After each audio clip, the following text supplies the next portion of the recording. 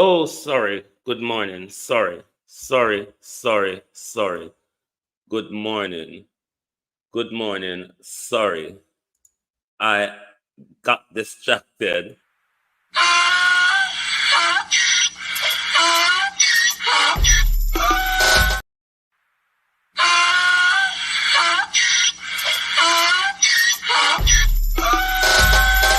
Can't fool me again.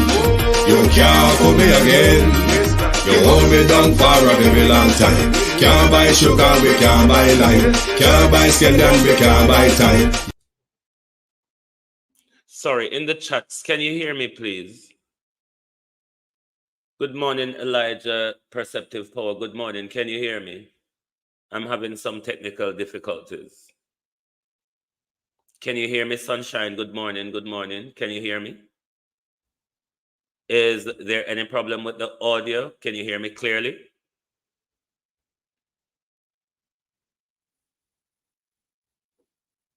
Can you hear me clearly? Let me know. You're saying yes.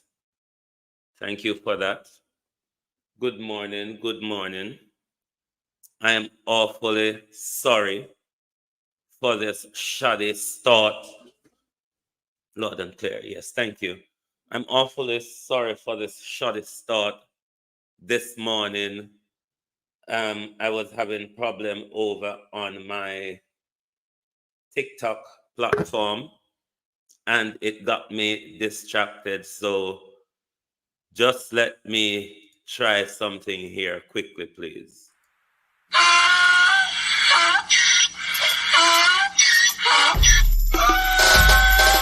Can't fool me again. You can't fool me again. You hold me down for a very long time. Can't buy sugar, we can't buy lime. Can't buy scandal, we can't buy time. You can't fool me again. Can't fool me again. You can't fool me again. Hold me down for a very long time.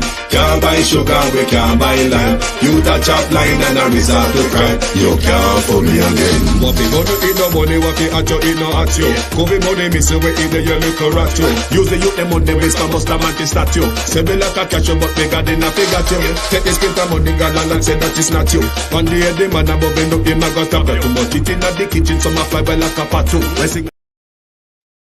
Right, let me get back to you.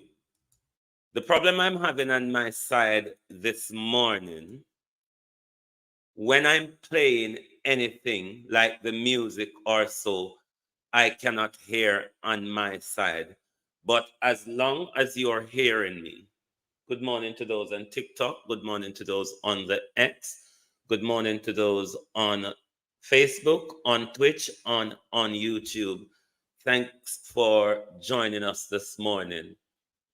Even though I'm having difficulty on my end, which I'm not hearing some of the things I need to hear, I will proceed nevertheless. I want to thank you all for being here. I really appreciate your support from day to day. This is your daytime program. This is At a Glance, where we look at some issues in the papers and we will explore them and see how we can use our voices to make our Jamaica a better and a more prosperous and developing place to live in and to return home to. The focus this morning, or major focus this morning, we're asking, is there discrimination in our education system? Is there discrimination in our education system? More and more we see that children with challenges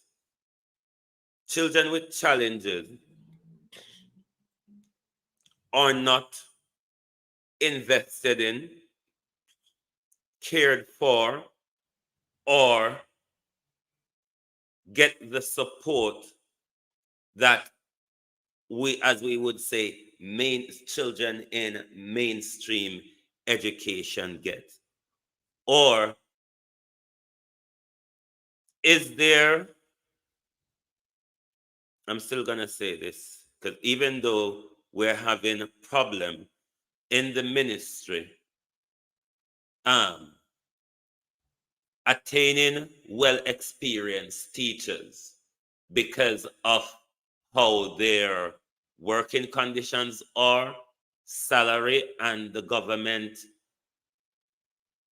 lack of negotiation around the whole public sector pay, which involves the teachers as well. So for them to have in school extra support teachers for children with challenges, if they're not even able to keep up with the mainstream education, then the only thing that left for us to think is not just a failing Ministry of Justice, but also a failing education department. Any of these news articles that I refer to this morning will be in the description area where you can just hit on it and have a read. But this is an article from the Star. A 40-year-old single father of two who hails from Somerset St. Thomas said Morvando completed basic school and was accepted into primary school. But on the first day of September last year, Mackenzie was called to the school as teachers said Morvando was disturbing the other children. Him very bright, him can do him work, but him can't keep steady. If he had a shadow, someone to monitor him, then him can go to school, but I don't have any.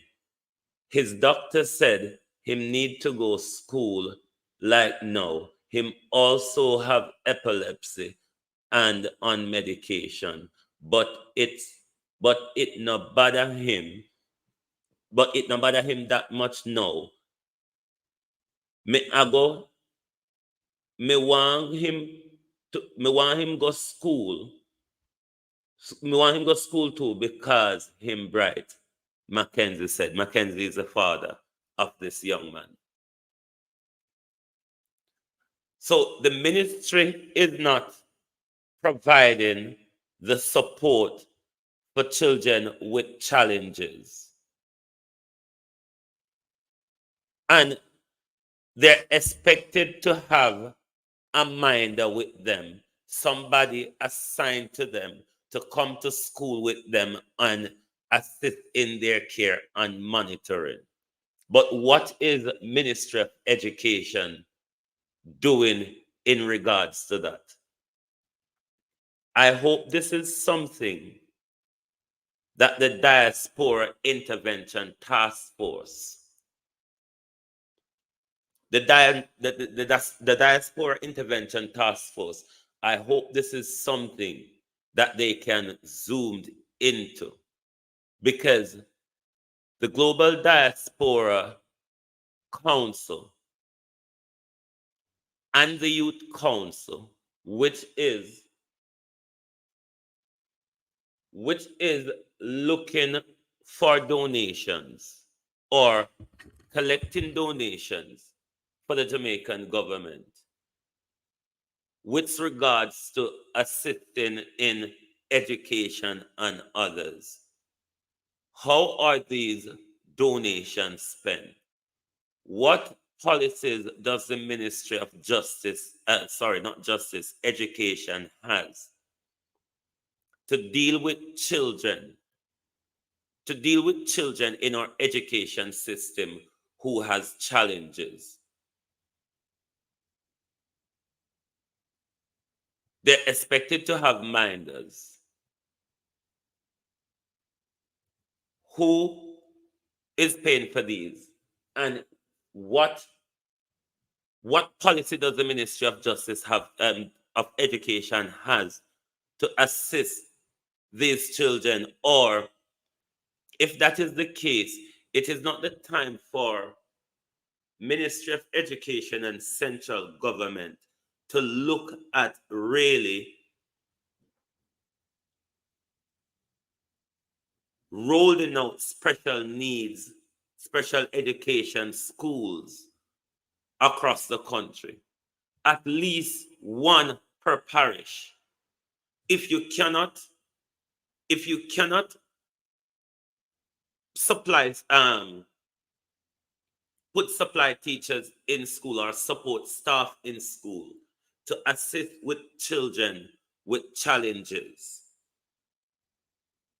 isn't it about time then the government look at new ways of looking after our children with challenges, looking after the educational need of our children with challenges? It can't be that if you have a child with challenge, the parents is going to be called to come and get them because the school doesn't understand, have the resources, or the humility to deal with a child with such challenges. So therefore, it is something that coming up this local government election that we should have this February. Your schools under local government, Sunshine, I do think there are a few special need teachers in Jamaica. The problem, I think, majorly here is the lack of funding.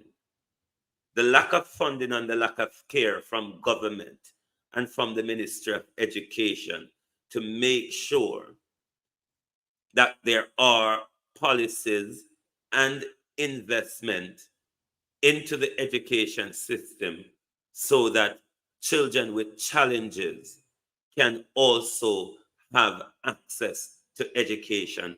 Access to education is a right for all children, not children who are only able-bodied or children who haven't got challenges. The right to education is for all. So the Jamaican government and the Ministry of Education is under a duty. It's not a beg. It's not a maybe they should. They are under a duty. They have signed up to International Human Rights Convention, which place them under a duty to make sure they implement those policies and invest in education to make sure access for all to education. So it is something that, especially in the local election coming, that should be a priority for those on the ground voting, because your local authority does have a lot to do with your education, as well as your Ministry of Justice. So this is something that voters must take to their councillors and MP. We need more in the education system for children who are at a physical, mental, or social disadvantage. So it is something that is very... Please read the article, guys. It seemed to be replied. Are you referring to the article? Which article are you referring to? So I can have a look. But yes, this is something that needs to be in focus, because these are things that the Jamaican Diaspora Council ought to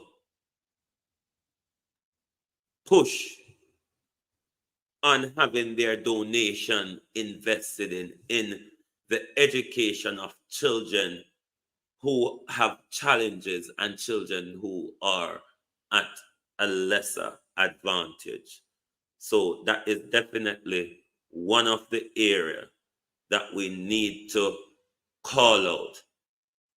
The way it is going, the education system in Jamaica, because this is not the first. It is time and time over where children, even the other day, Carlos was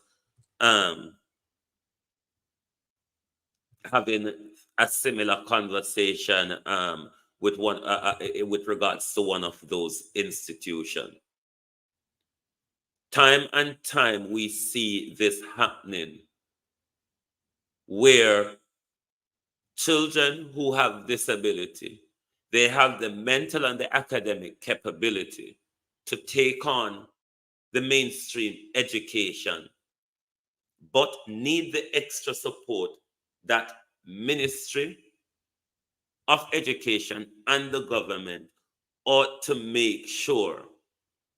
Okay, say for example, remember the other day during the lockdown period, or coming out of the lockdown period, Andrew Holness outlawed. You know, most of us who went to school went through the education system before the late 90s and the early 2000s up to now. Most of us gone through an education system where our teachers were not academically qualified. They were the brightest of the brightest coming out of a lot of high school and colleges. And it's just drafted back into the education system to teach. This is how our education system developed. This is how a lot of teachers back then were teaching. It's not that they went to teachers college and have that academic qualification which is required today. The process by which they entered into the system is where they were very bright. The education system dropped them in, and through experience, they became established teachers. Andrew Holness outlawed that in the running up coming out of the lockdown. We have a problem in our system where the government is not funding or putting in policy to safeguard access for children with challenges. Rather than outlawing what we called back then pre-trained teachers, why not train these pre-trained teachers? Okay, thank you, Abina. Why not train these pre-trained teachers to make sure I will have a look at it in a bit and maybe discuss it further later. Why not train these pre-trained teachers to make sure that extra support is in the classroom, have them as supplied teachers to assist with children with challenges in the main school, in the mainstream school, because we don't have the special need facilities across the country that is required. So rather than outlaw pre-trained teaching, if you're on TikTok, keep tapping up the screen, please. Keep tapping up the screen. Rather than outlawing pre-trained teachers, why not Why not make sure these people are trained up and then they can assist in the supporting of the classroom where there are children with special need requirements. So this is something that ought to be looked at not just the central government level, but also at the local government level. In relations to, discrimination in education, this is another, I believe, article in the Star where a mother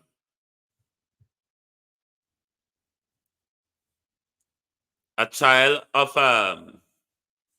sorry, I can barely manage with these fine writing. Let me see here.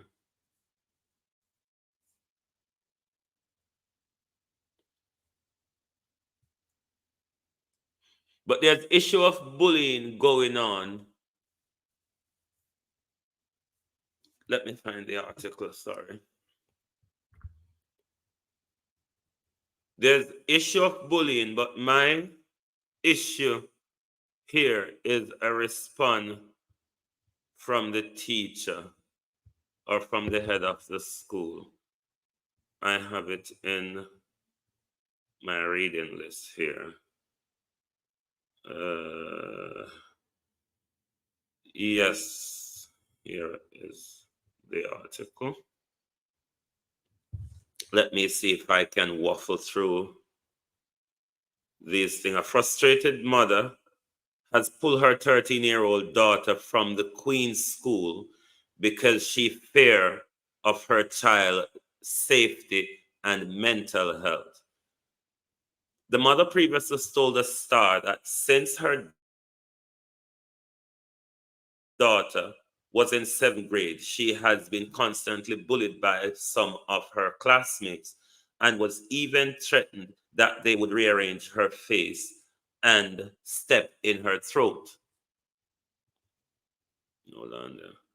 When the mother reached out to the Star last November, that's November 2023, the news team sought a comment from the school administration and was informed by the vice principal that administrators are aware of the issue and were conducting an investigation. She added that the school take all cases of bullying seriously and investigate every case. The mother subsequently said that she had met with the school administration, but claimed that the administration suggests that her daughter was not being bullied. She should toughen up. She also said that she witnessed her child being bullied and informed the administration, but nothing has been done. If this bit is true, this is the bit that egged me. Toughen up. The toughen up bit is the bit that bothers me, where bullying at any level is a very, very serious offense and a issue that can create lots of harm psychologically, emotionally, mentally, and physically for the victim, for those who endure that gruesome, inhumane practice.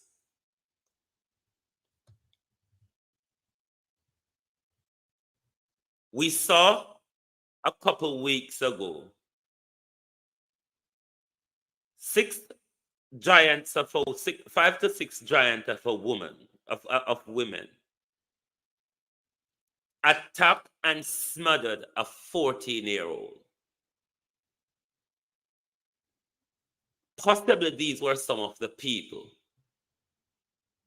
who were bullies coming through the ranks, going through the school, going through the community.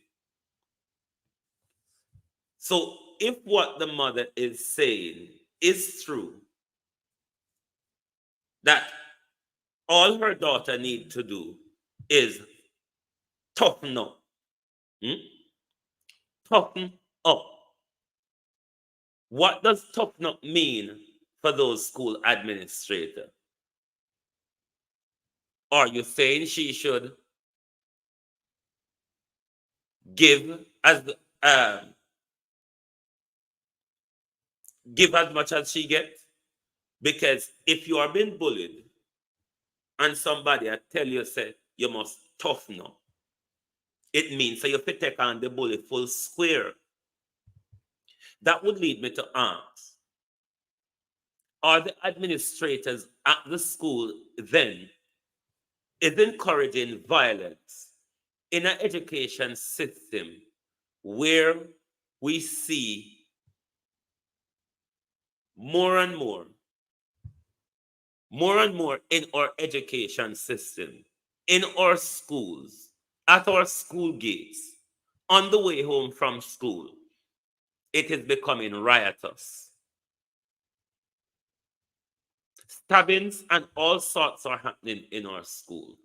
So if the administrators at the school are saying, toughen up, let me take a sip of my coffee.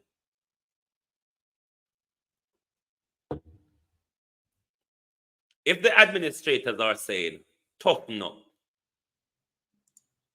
are they then saying one should fight fire with fire? Or should they, if by saying they take every case of bullying seriously, then what they should do is not only carry out investigation, but make sure put measures in place to prevent such practices from prevailing in our education system.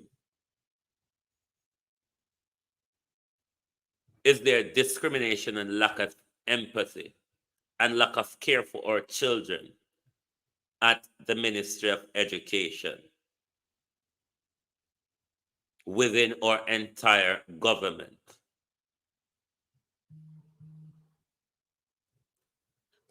But we will move on to our next little rant.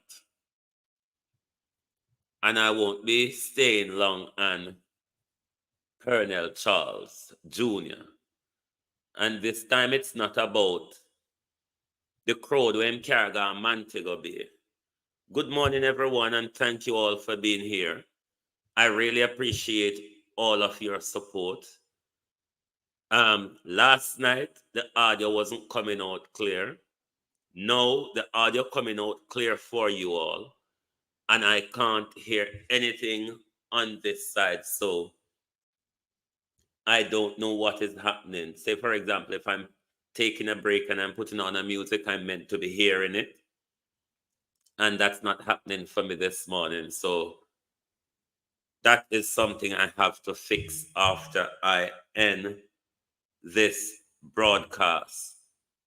However, Colonel Charles is concerned about young men who are absconding or so-called running off the Canadian farm work.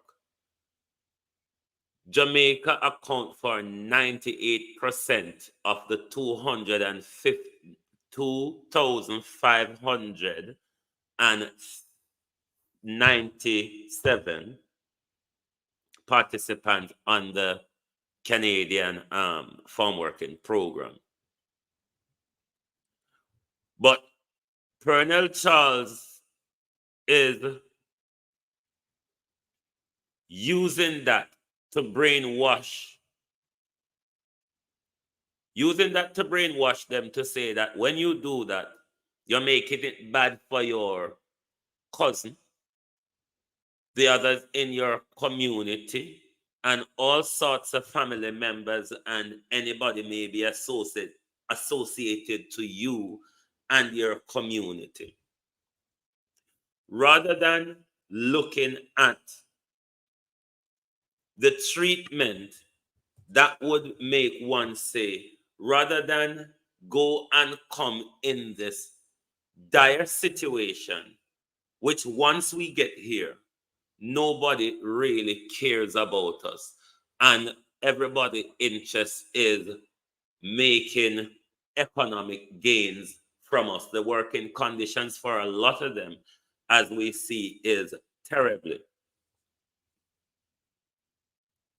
Rather than looking at what is making them run off or abscond, Pernell Charles is rather saying, the article is in the description here, you can read the full article yourself.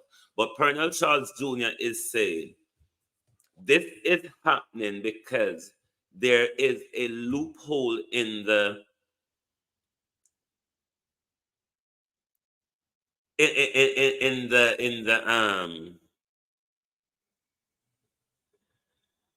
there are loopholes in the Canadian legal system that allows them to do that. But what about Pernell Charles Jr.? If the working conditions, if Ministry of Justice, Ministry of Works and who is responsible for that portfolio, if they make sure the liaison officers give the right support to those on the program, that would have encouraged them to go periodically on the program and work, because the working condition would encourage such. But when they go into some of these awful working conditions, thanks him, when they go to some of these awful working conditions, they cannot see themselves going back the second time, because what they were told or what they thought they were going into is quite a dire situation compared to what they've bumped into. So rather than looking at ways to assist them in staying, Pernell Charles is rather pushing the can down the road by saying they're only doing it because the Canadian system encourages such. Like and share the live, please. Like and share the live. Thank you all for joining your At a Glance program this morning. We are just looking at a few things in the papers. I'm not going to stay on this issue. I just want to quickly embezzlement. No, not that one. Sorry. Mark Barrett, yes.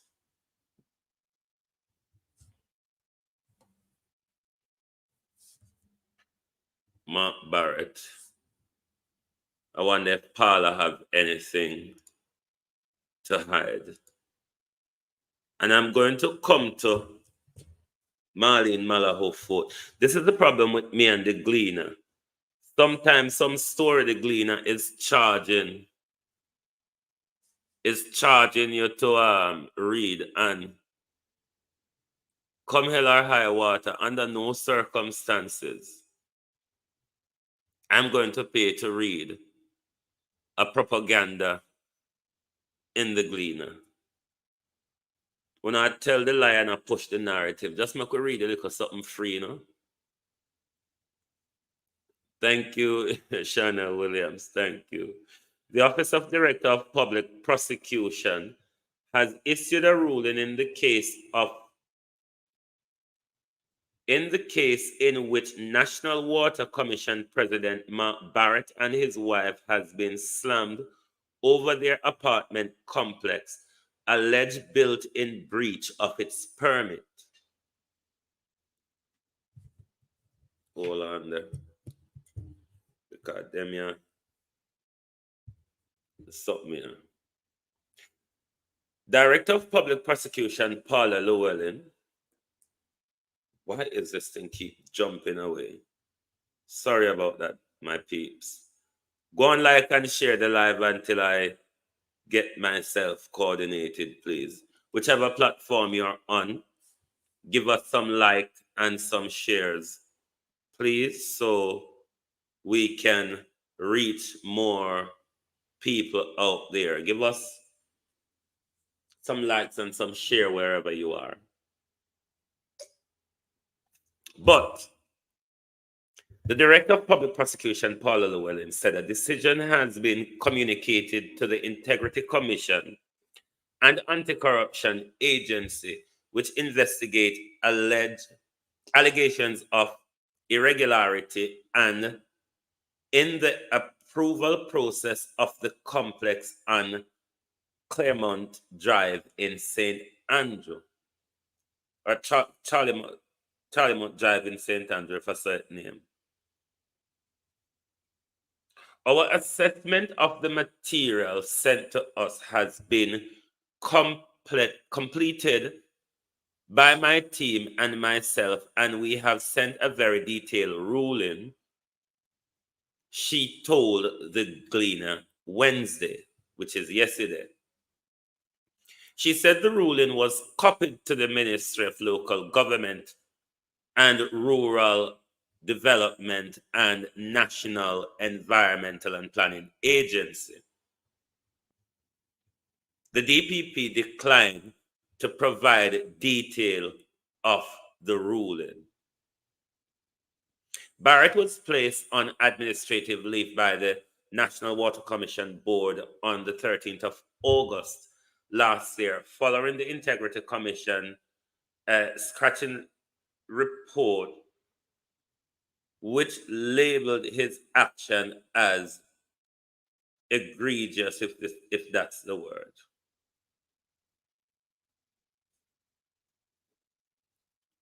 Why is Paula Llewellyn? The article is longer, you can read it for yourself. Why is Paula Llewellyn not giving us information of what the ruling, of what her ruling is? Is it a ruling, Miss Llewellyn, that there's no case to answer to, and that Mr. Barrett is not in breach of the planning permission given to him in his complex? Or what? Or did you and your team refer prosecution for Mr. Barrett? What is the ruling and what are you hiding? If you have sent a ruling, copied quite a few different ministries or portfolio department in ministries, why does the public not have a right to know what is the ruling? This is the National Water Commission Board, the president of the National Water Commission Board. Why don't you think we have a right to know? And this is going to lead me into the Minister of Legal and Constitutional Affairs, who maybe because me dunce and me look at things totally different from how everybody else will look at it. Not Paula Llewellyn, the other one who cannot let go of our public purse, Marlene Malahou Ford. which after her shoddy job at Ministry of Justice, and the Prime Minister didn't think it's time for an inept, incompetent legal scholar, an incompetent legal scholar to pack up and go now. The Prime Minister rather gone around the Department of Justice, create a post for her to keep her in position, an office and a post, which is a remit for the Department of Justice. Okay, let's say you want to put her in the Department of Justice. You didn't really have to create a separate office outside the Ministry of Justice. What Andrew Holness could have done is within the Ministry of Justice, put Marlene Malahou Forte, if you so please, as a junior minister under Delroy Chuck with the portfolio for legal and constitutional affairs. You really don't have to go around the Department of Justice creating an office and a title and a post which is a remit for the Department of Justice. It is the same way we see the Prime Minister cannot get rid of Horace Chang, but is aiming to create another post around Horace Chang to fight crime, rather than take the advice I've given to him and said, no, if that is your case and you cannot get rid of Horace Chang, you don't have to create another office to fight crime and violence. All you have to do is to create a junior minister. If you're going to waste more of our money, waste less. All you have to do is create a junior minister in the Ministry of National Security with the portfolio to fight crime and violence. You really do not have to create a new office for that. You can just create a new portfolio within an office already existed.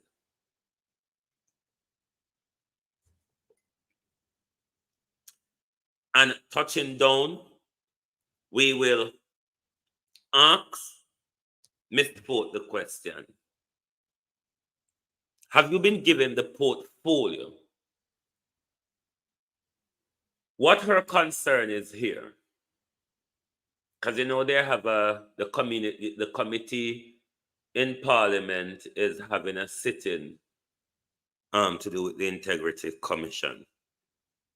There you go again. That other article is there for you to read in the comment area.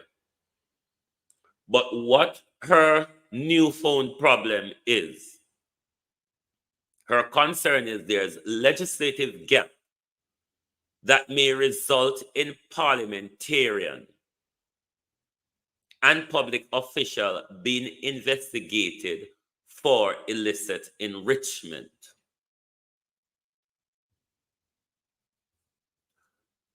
So what Ms. Forte is doing here is turning around the thing to say the Integrity Commission is taking advantage of a loophole, in the law that allows them in verifying assets, in verifying declarants. They're using a loophole in the law to overreach themselves. This overreach that she's talking about, it's a legal context. That leads me to ask the question, is Marlene Malahou Forte been given the mandate here? Has Marlene Malahou Forte been given the mandate, to create a legal defense for her and her cohorts should there be prosecution referral under the illicit enrichment probe. When you read the article further in the article, she spoke about some ways in which the Integrity Commission asks for further information. They are overreaching. The legal context of overreaching, it's mainly to do with land law, but there's also a broader legal context to it. But in this context, what Marlene Malahou would be referring to is that the conduct established, the process established for the Integrity Commission to verify declarants' assets, they have either abused or gone outside that authority, or the process by which they are asking for these information, they have overreached the established limit given to them by the Act. So therefore, this is where her loophole argument is coming in. Now, if she is saying that there is a loophole that allows them to overreach the powers or the authority they have to sort further information from declarants, could this be leading up where there's a prosecution referral? Could this argument be leading up to creating a wider defense when it gets to Paula Llewellyn? Because keep this word in mind, you might hear Paula Llewellyn come in and say the process by which the Integrity Commission sought to verify declarants was ultra vires, because Fort is already saying they have overreached in the way they sought to verify these declarations. If they're building up a defense here, then later on, Paula Llewellyn or the Director of Public Prosecution can come back to us and say the Integrity Commission has gone beyond their powers that is given to them, and therefore, because they have abused or violated the process, we cannot take a prosecution forward. Keep this in your mind, because I do think Ms. Fort has been given the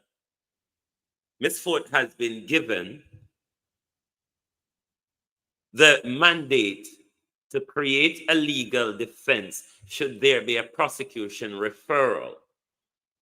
Should there be a prosecution referral for prosecution of those who are evidently seen to be illicitly enriching themselves through public funds or while in the pursuit of their public official capacity.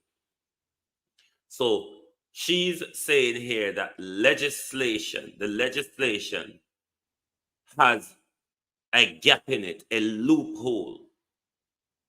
And that is what the commission is using to tar and feather politicians. The tar and feathering is my interpretation, not her wording. But she's basically arguing, in my view, a loophole in the law allows the Integrity Commission to tar and feather politicians and public figures. Ms. Fort has always been one that is digging away and going at the Integrity Commission. Being one who was the Attorney General And now the Minister of Legal and Constitutional Affairs is really pushing back.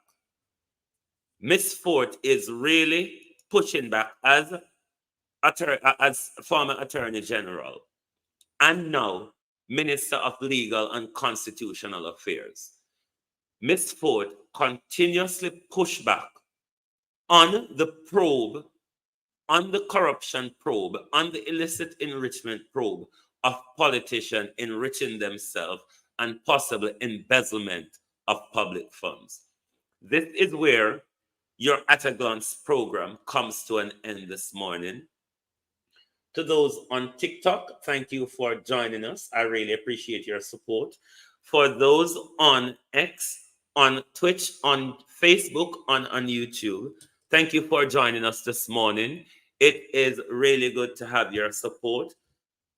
Stay tuned this evening as we return with our Drive Time London Lunchtime Global program at 6 p.m. UK time and 1 p.m. Eastern time. Thank you very much, those on TikTok, Simi, Shine, and Sunshine, and everybody who are here. Thank you very much for your support. I can't see much of the others, but I do really appreciate your support, and thank you very much. And we will return this evening with our Drive Time London Lunchtime Global. Good evening from London and Lisbon time. And if you are on Eastern time, good morning and enjoy your breakfast. And thank you. We will see you this afternoon for our Drive Time program. Thank you very much and goodbye.